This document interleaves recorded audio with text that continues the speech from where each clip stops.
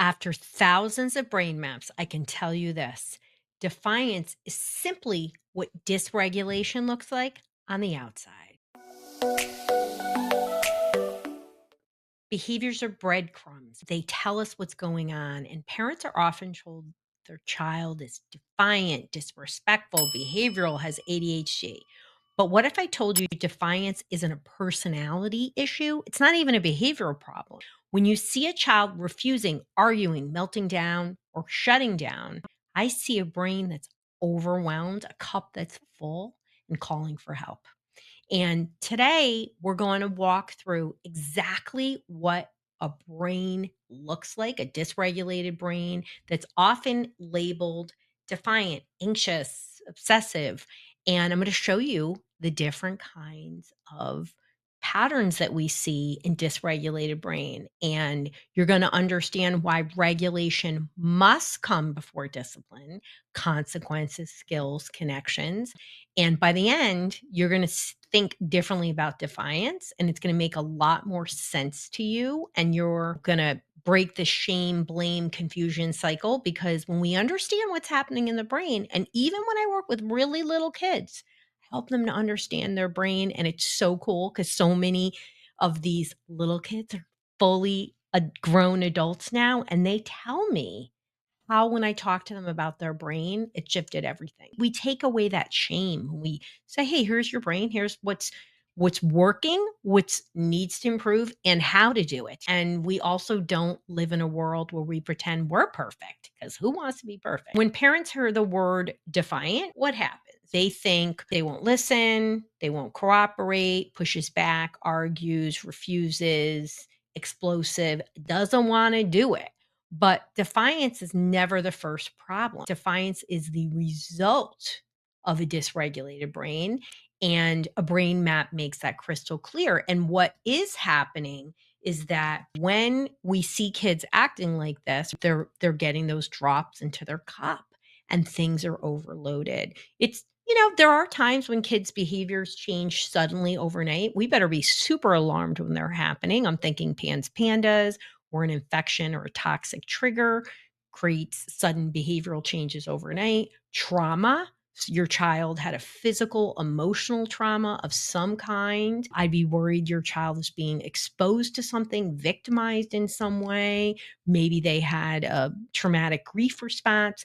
But behaviors just don't change overnight. They happen over time. We are going to look at what happens in a brain map. So, a brain map, or QEEG, is a way of measuring the electrical activity of the brain. You put a cap on and you're measuring the surface electrical of the brain.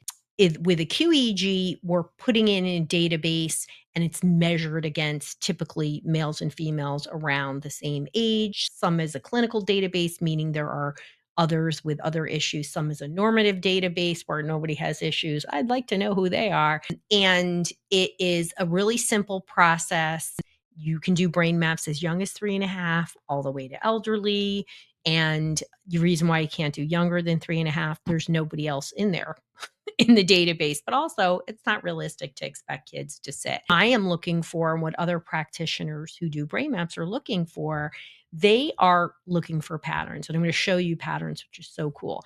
But it shows you areas that are overactive and underactive. And that's just the most simple explanation of a brain map. So we take the guessing. We don't have to say, like, "Oh, I wonder if this is ADHD." And in fact, when I do these brain maps, which is fascinating thing, is half the time the person coming in thought it was something else. And the brain map gives us clarity. And what's so different about me than most practitioners is I bring 30 something years of experience to the table. And so my specialty is actually strategy on what to do with it. So interpreting it, and then having the behavioral expertise, because a lot of people do these, chiropractors, things like that. There's nothing wrong with that. But we're really talking about strategy and what to do with it. And I will be, for those of you that are practitioners, stay tuned, because I will be doing a comms certification, not just for parents, but practitioners as well as organizations. And I will be training more practitioners because we need to change things for humanity. How about that? A brain map, so it shows you under an overstimulation how well parts of the brain are communicating, where regulation is breaking down. It's so cool. I just love them. It's like an emotional x-ray. It reveals what behavior is going on and what you can't explain, which is why half the time people come to me thinking something else. What does a defiant brain look like? There are definitely patterns that we see. So, what do I see in every defiant, dysregulated kid? You typically see a chronically overactive limbic system, the emotional center, it's typically on fire. And what does that mean in the real world? You're constantly scanning for threats, you're in a fight, flight, or freeze response. I'm going to show you a brain that is literally in a constant activation. This is actually a brain map of somebody with autism, and their whole brain is activated. The frontal lobes, the limbic system, the occipital region, everywhere is activated, and their brain is like danger, threat, danger, threat. It's not uncommon in autism to see this. There's a lot of inflammation in this brain, but this is the highest level of activation, 99.9 percentile. And this part is your limbic system is the first part of your brain that interprets whether something is a threat or not. So if it's overstimulated, what you're going to see is defiant, dysregulated behaviors, very reactive behaviors. The next pattern I see is an underactive prefrontal cortex. And this is what is this responsible for? You know, people, executive functioning, impulse control, listening, planning, calm decision making. And when this is chronically underactive, they just can't access the skills adults expect. And so, what does that look like? So, when we are working with somebody that has this is somebody with very low frontal activity, lots of processing issues, really struggles with learning. This is actually somebody that goes to a special education school with very small class sizes. Actually, majority of their work is done one-on-one, and they just are sluggish in their processing, their attention. And you can see a lot of different things. So people will say like, well, they just won't do it. They don't want to do it. It's because the frontal lobe, that job manager, is literally on a permanent coffee break. And so they don't have that ability to shift on. If you're listening to this on my podcast, please hop over to YouTube and look at the video of this because it is great to actually see brain maps. But what we see is low activity frontally, and that's important. The third pattern I see in defiant, dysregulated kids is poor communication. And so we need our left and right hemisphere to sync, to talk to each other. When you don't have good communication, you're going to see a lot of problems with transitioning, rules, shifting, feeling overwhelmed. And so when I love to look at brain communication, and a very typical brain pattern is actually overactivity in all regions, left to right, but in every single region, our frontal lobes. And in this case, what we're seeing is somebody that is actually very stress activated. The first question I would probably ask them is, are you having intrusive thoughts when you're this activated? Are you having panic attacks? This is going to be somebody who's not sleeping. You know, when you're not sleeping, you're going to be rude. You're going to be nasty. And the next pattern is excessive fast wave activity. And this is also what you would see in excessive fast wave activity. So you would see it in brain communication. You could see it over the structures, but you're seeing too much talking, too much activation. And this drives irritability, reactivity, impatience, quick explosion. And when we see slow wave patterning, just as we did before, what we see with that is, and we see it frontally, but you can see it anywhere. I'm pulling up a frontal one again. You could see shutdown, avoidance. I'm not doing this. And these are the common brain patterns that I see in kids that are labeled defiant. I also see kids having weak or overactive areas at the back of the head. So in this case, there's overactivity. So there's a lot of irritation. This is a really important area for really almost like core emotional regulation. So I often see it overactive, but more typically, I actually see it underactive. There's no gas back there. And it's an important area for kids to find comfort, to regulate, not be bored. And these are just the most common things that we see. When we see defiant kids, it's not stubbornness, it's neurological overwhelm. Their brain is showing us that they can't manage the data, the information, the sensory experience, everything coming in.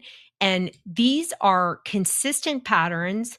They can tell what's actually happening with a kid in their behavior the moment I see it. I just have to look at their brain map. I see the pattern, and then I start asking questions. Anybody knows that anytime I've ever done an intake with people, take little information, and I actually start out right on the brain map.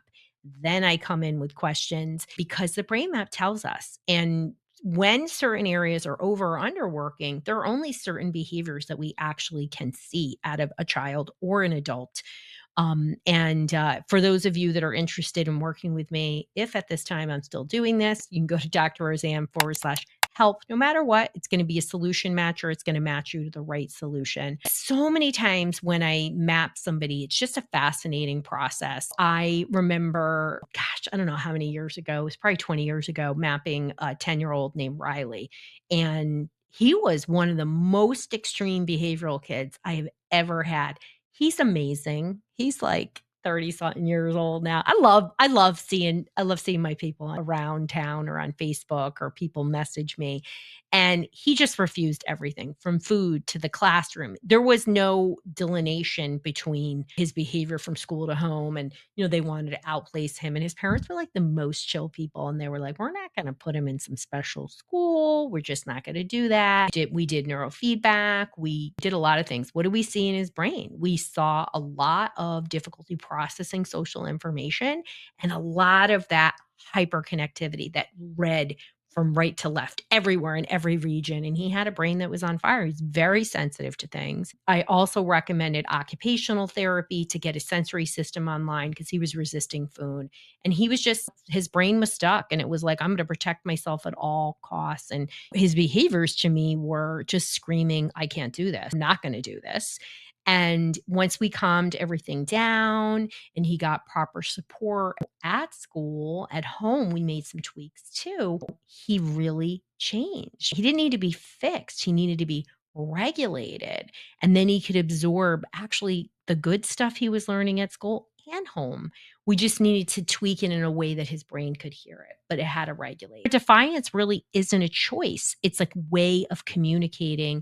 And you may see the arguing and the slamming of the doors, or just refusal to do certain things. So what is underneath? What does that brain map show? It shows overwhelm, fear, activation, depletion, disconnection, behavior. That's the language of a dysregulated child. So what does this mean for parents?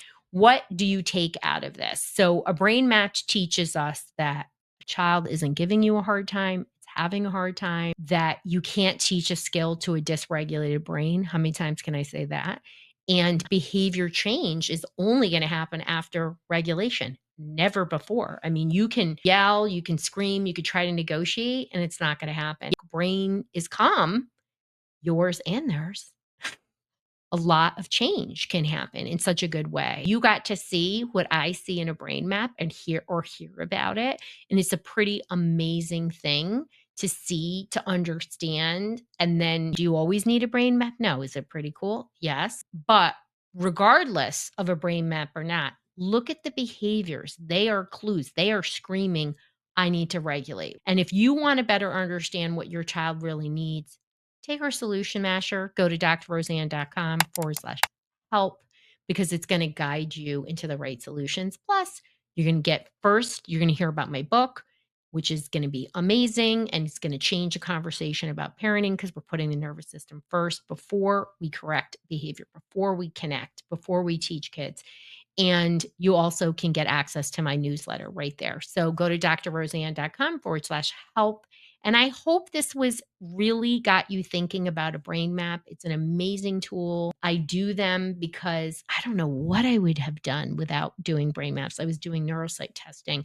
This blows it away, to be honest. Not that you shouldn't have neuropsych testing because that helps you get help in school, but understanding a dysregulated brain is step one. Taking action to regulate the nervous system is the most important step, and you and your child can do it. Want more insights and solutions? Well, subscribe to our Dysregulation Insider, and it will show up in your inbox every week.